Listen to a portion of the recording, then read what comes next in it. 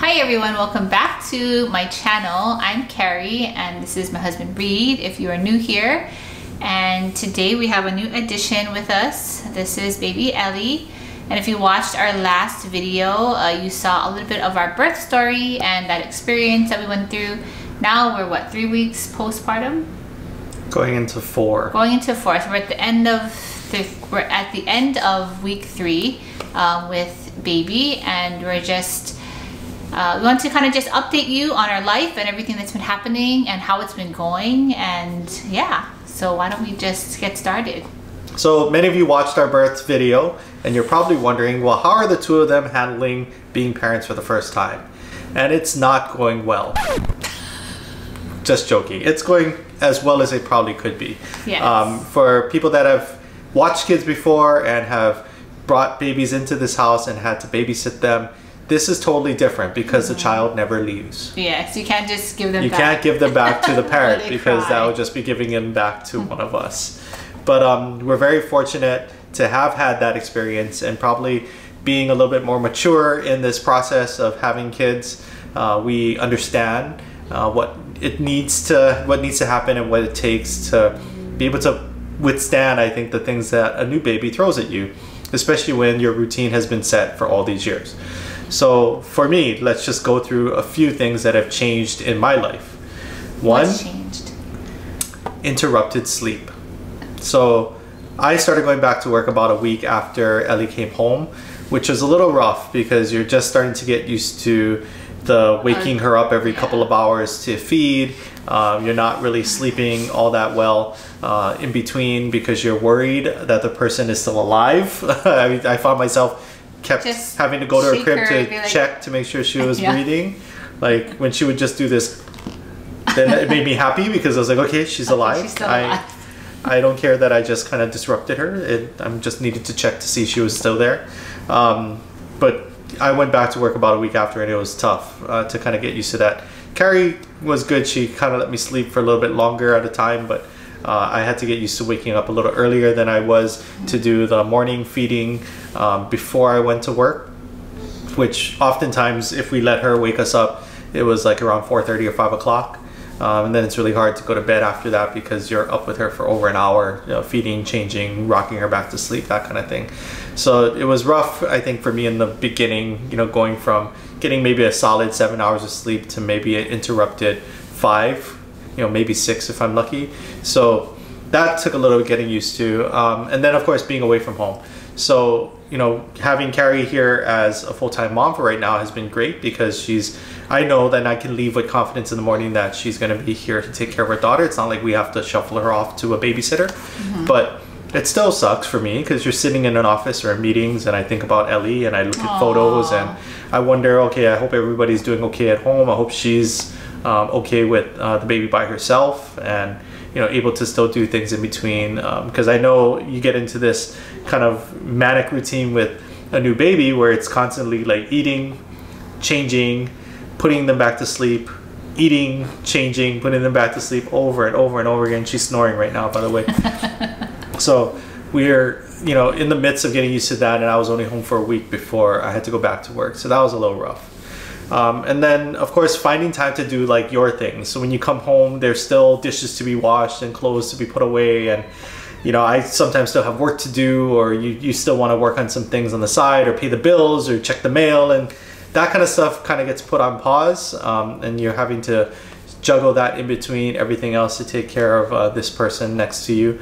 So that took a little getting used to, but I think we've gotten into this routine where we kind of split duties and we just kind of pick up and do whatever needs to be done at the time it needs to be done. What changed for myself, similar to Reed, a lot of it has to do with the amount of sleep that I'm getting. I mean, I would get a lot more sleep than Reed before. She got like 8 or 9 hours? I would get 8 hours. I mean, that was normal for me. And that's not normal for a lot of people unless you're like 14 years old. Wow. Now, especially because I'm pumping as well, then I know that I can't go more than 4 hours without waking up to either pump or to feed her. So it's been an adjustment for sure.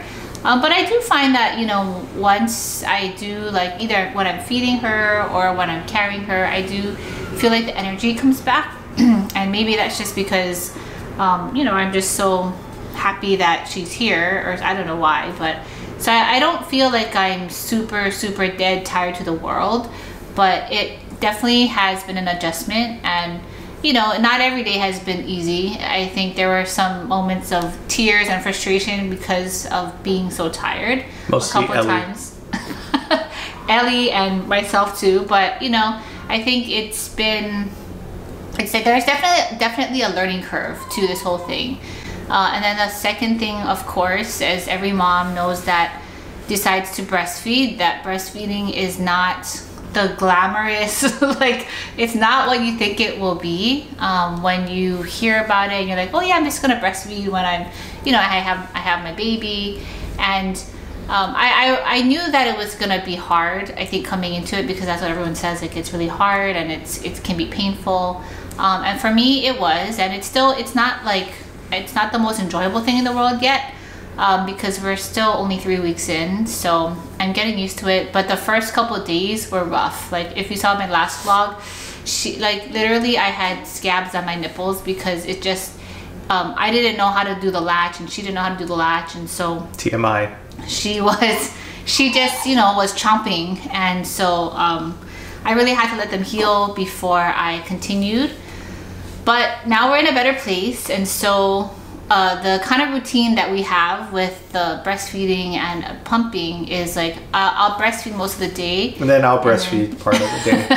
And then I'll pump in between, and then when he comes home, or even myself too, there are times when she just wants to drink more milk and I just fed her and I want to give my nipples a rest, so I'll feed her with a bottle. When Reed comes home, he'll feed her with a bottle, and he usually does like a late night feed, and then I'll do like in the middle of the night feed, and then he'll do the early morning feed. So that way we can both kind of get like 3 to 4, and he maybe gets like 5 hours of sleep because he goes to work and everything. So it's kind of how we've been doing the feedings. I'm grateful that she takes the bottle and the nipple, the breast as well. She does not discriminate. This girl eats from whatever. Yeah, so it's been very good in that way, and that, you know, like, I mean, she's only drinking breast milk, which makes me happy, but I don't feel as much pressure to have to be the one to always feed her when I know that, you know, she'll take the bottle from Reed and that she's getting the same nutrients. When we're in the hospital, we had 2 lactation consultants come in and talk to Carrie about breastfeeding.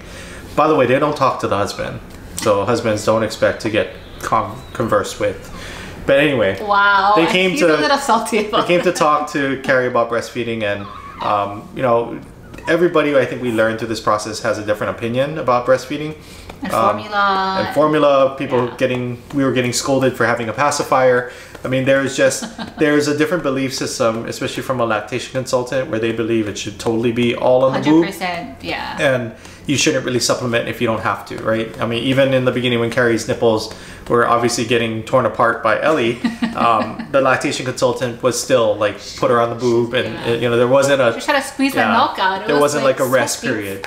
So it depends. I think on the person, the best advice I think we can give as a couple is to do what's best for you, right? And for your lifestyle. You talk to our OB doctor, you talk to our pediatrician, and they all have different opinions as well on what should be done when it comes to breastfeeding. But I think ultimately it's what works for the mom, what works for the baby, and what works for your schedule, because everybody has different things going on in their lives.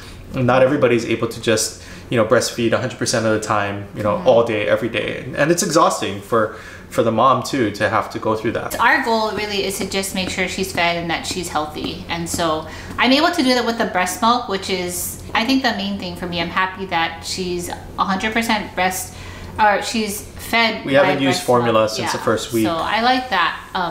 And I don't know, that may change later on too. You know, I'm not set into one way of doing things.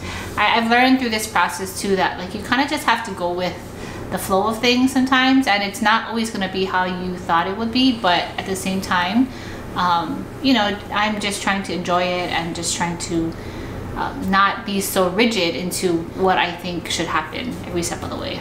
So enough about us. How's Ellie doing? Ellie's doing great. So we brought her home. She was in the hospital at 6 pounds 9 ounces, so about 6.5 pounds. And again, you guys watched our last video. It's a lot lower than what we thought she was going to be when she was still in carry.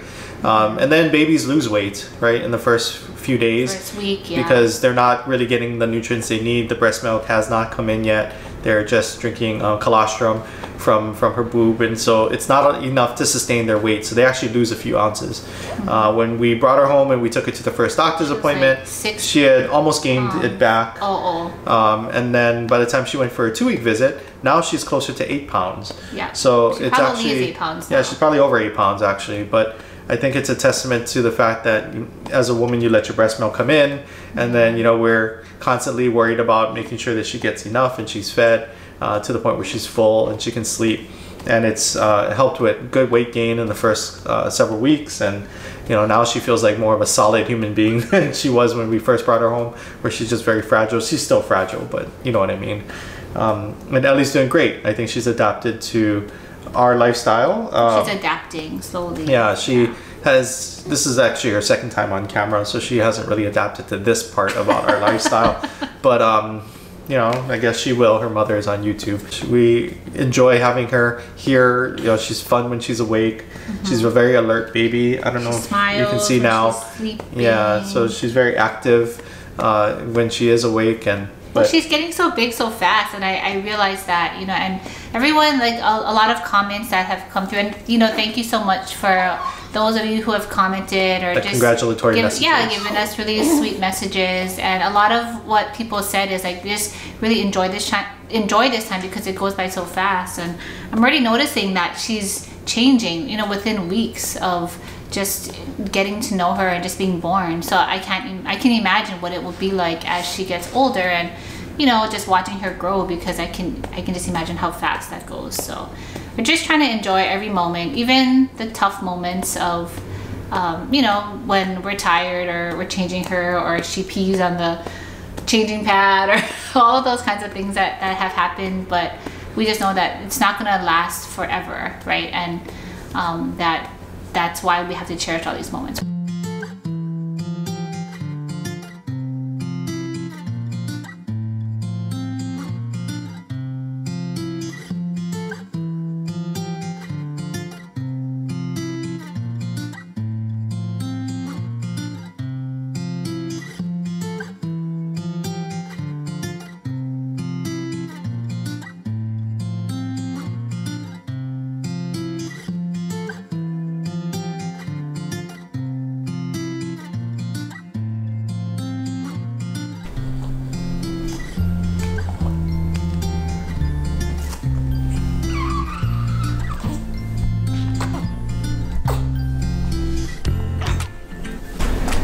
Shout out to Carrie's friend Erin, who got us this DockATot, and it's been a lifesaver because Ellie really likes to sleep in here during the day. I think because of the cushioning on the sides, it makes her feel like very snug and secure. And all we have to do is put her swaddle over her and she's good to go.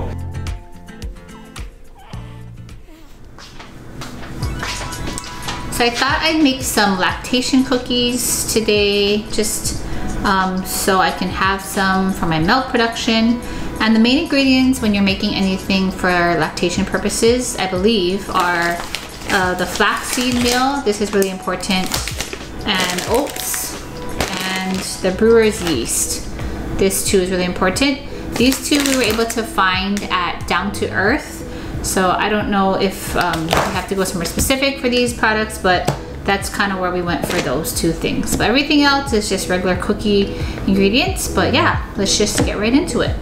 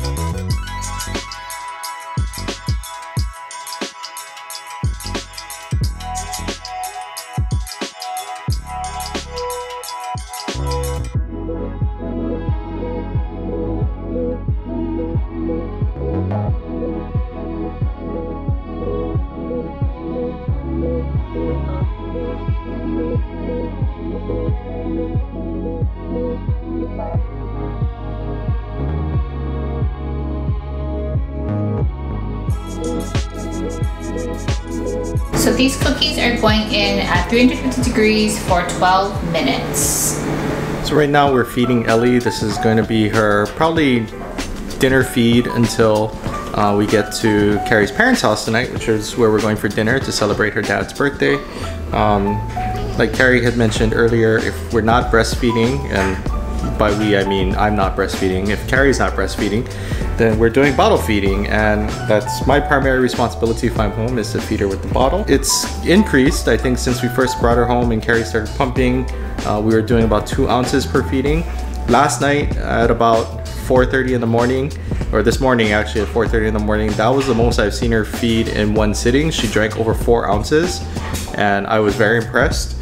The girl was just hungry, so I don't know if she's, you know, this is the week where it's just gonna get astronomically higher, and fortunately for Carrie, her breast milk has come in and she's getting a lot more, so Ellie's getting a lot more to feed from, but about 4 ounces is what it takes now to satisfy her. This is what it's like to breastfeed, bottle feed, not breastfeed. This is what it's like to bottle feed a baby. All right, cookies are done, so we're just gonna do a quick taste test. And this is actually the second time we made this recipe. The first time Reed actually made it for me, and this time I feel a lot better from being, you know, postpartum and that first week of pain, so I decided to make them myself. But they're very soft and chewy. Or not chewy, but the dough is very soft.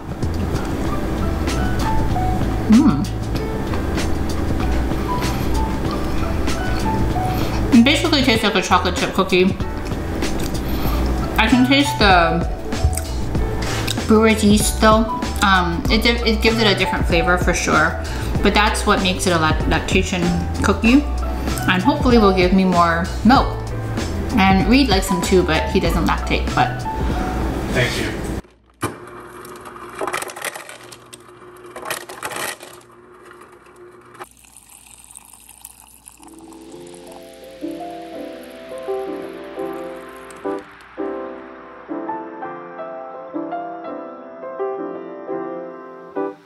so now that I ate my lactation cookie, I'm ready to pump, and this is something that I try to do 3 to 4 times a day, just so we have milk, so Reed can give Ellie the bottle when I want to just take a break from nursing. And so I use the Spectra pump. This is the one that I got for free, and I believe this is like the S2 or something. And I have my flanges. I didn't realize in the box there's 2 different sizes of nipple things, so I thought that they were just interchangeable, and they weren't. But there's 2 sizes if you didn't know that in the box. And I have my bags that I use, and I just use the Lancino brand. These you can just get from Amazon. They're really good, just really handy when you want to save or store your milk. And I have my pumping bra. So this was a lifesaver, because when I first got the pump, I literally would just put these on my like my breasts, and I would have to hold them there the whole time. So having this bra is like really, really good. It just makes everything hands-free and a little bit more comfortable. And this one I got from Amazon as well, but it's a pretty good one. So I got 2, and I'm just rotating them and washing them because I don't wear them all day. I just wear them when I pump. This is from the Frida line. This is a massager to just kind of like, before you start pumping and you wanted to massage your breasts and just kind of get them ready to relieve the milk. And of course, can't forget my water. And I probably drink like, I don't know, 10 of these a day. I just keep filling it up and drinking water, because when you're breastfeeding, you're supposed to drink lots of water. So anyway, this is my go-to. I'm gonna pump now, and I'll see you guys all later.